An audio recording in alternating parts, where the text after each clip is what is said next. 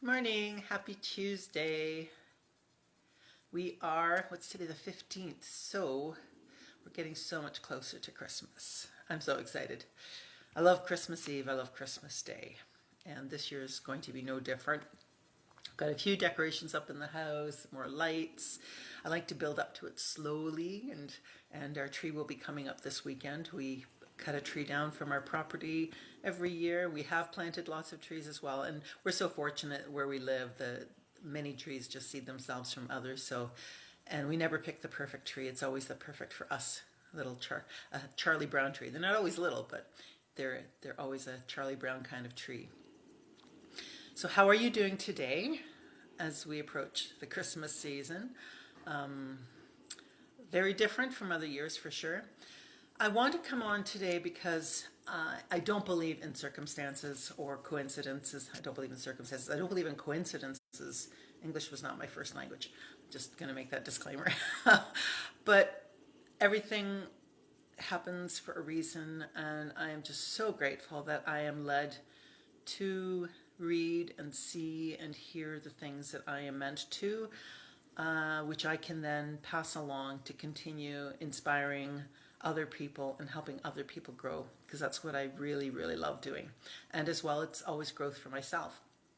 The first thing was the meditation I did this morning, which was about the fact that we are manifesting such incredible change right now in ourselves, in our society, in our culture, in our world. Lots and lots of changes happening. And I used to be, the old Julie used to resist change. And that's not for our best interest. When we resist, we're putting our energy somewhere that we shouldn't be.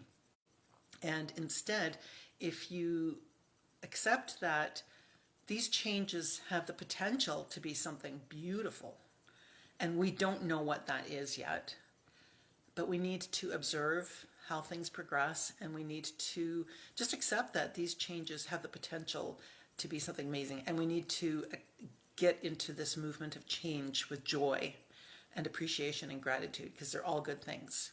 The second thing is I just applied oils to support forgiveness to myself. There's a wonderful application. Boyd Truman is a doTERRA leader who has created some beautiful things called Symphony of the Cells, and I just led a group with my team recently, and we talked about the forgiveness application a few months ago. And these oils, when applied, do really help surrender to what's happening, forgive yourself, forgive others. And I needed to do that. I had some communication from somebody I'm struggling with right now. And really, forgiveness isn't just a one-time deal, right? We have to keep moving through it. And quite often, unless you've done something like you broke something, you dropped it and broke it, well, then yes, we can say, I'm sorry for that. But quite often, especially in 2020, the forgiveness that is happening or needs to happen is much deeper rooted. So I really encourage you to work on that forgiveness. It's something that I do really encourage with my healing practice, and certainly with the women that I support. And then the third thing that happened that was really cool today, that was a beautiful coincidence not, was receiving an email from Marie Forleo. I signed up for her B School.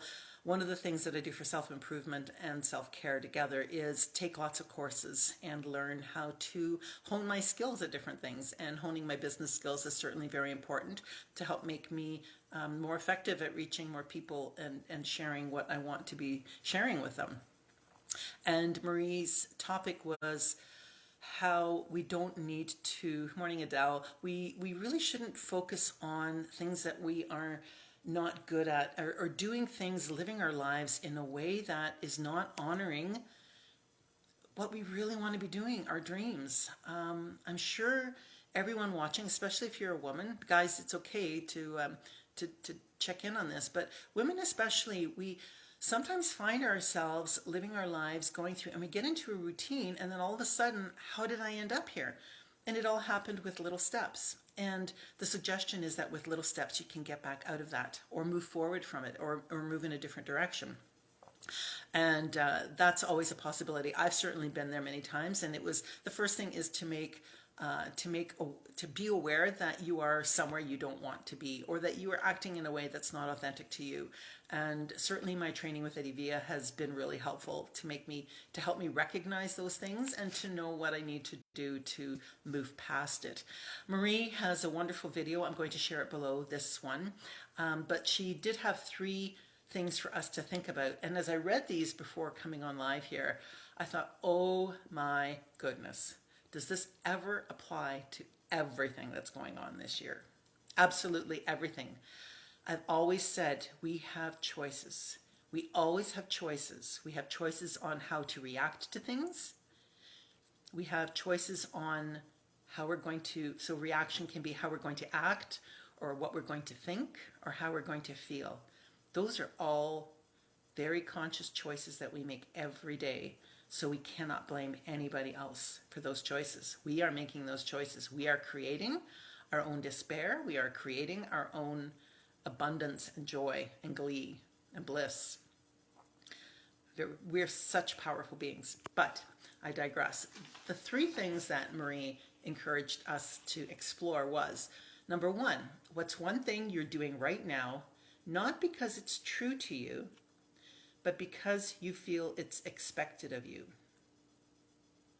And that can apply to your personal life, as in your relationship with your partners, with your children, with your friends, with the situation that's happening globally. What's one thing you're doing right now, not because it's true for you, but because you feel it's expected from you? Number 2, what's one courageous change you'd like to make to be more true to yourself? So sometimes it's stepping up, speaking out for ourselves, just giving voice to something. Sometimes it's an action that you feel you may need to take because you're going to be judged by other people for making this choice or doing this action, but you are following your heart, and that will never fail you, my friends. That will never fail you. And number 3, what's the first action step you can take right now? What are you going to do right now? What are you going to do today to start that from happening? And just as we did not end up in this situation, and there are many situations that we're in right now, we did not end up here in one big leap or fall or jump. It all happened with baby steps. There's that whole analogy of boiling a frog. For those who aren't familiar, you can actually boil a frog by putting it into cold water and just turning up the temperature very slowly. And then all of a sudden, here we are, the water's boiling, and the frog didn't notice until it was much too late, of course. And I think that we always have that opportunity to realize what kind of situation we're in. And certainly lots of things can impact that. For me, doing that forgiveness protocol today was very important because it helped me open up my heart. I'm just much more able to deal with things when my heart is open. Number 2, I'm just going to ignore that phone call. Number 2 is being grounded and looking after ourselves is so important as well. I've been talking about this new group that I've done, Embrace Your Life, that is geared to women especially, but guys, you're welcome to check it out as well. And I really encourage you to come into this group. I love teaching group exercises, posting things like this, and just being of service and helping us all together, because we are all in this together. We truly are. We are all connected, and we can help each other move through this all. And I'd love to support you in any way I can. I love you, as always. And I invite you to think about the things that you can do today. What's one thing you're doing right now, not because it's true for you, but because you feel it's expected of you? What's one courageous change you'd like to make to be more true to yourself? And what's the first action step you can take now, today? I love you. Have a great day.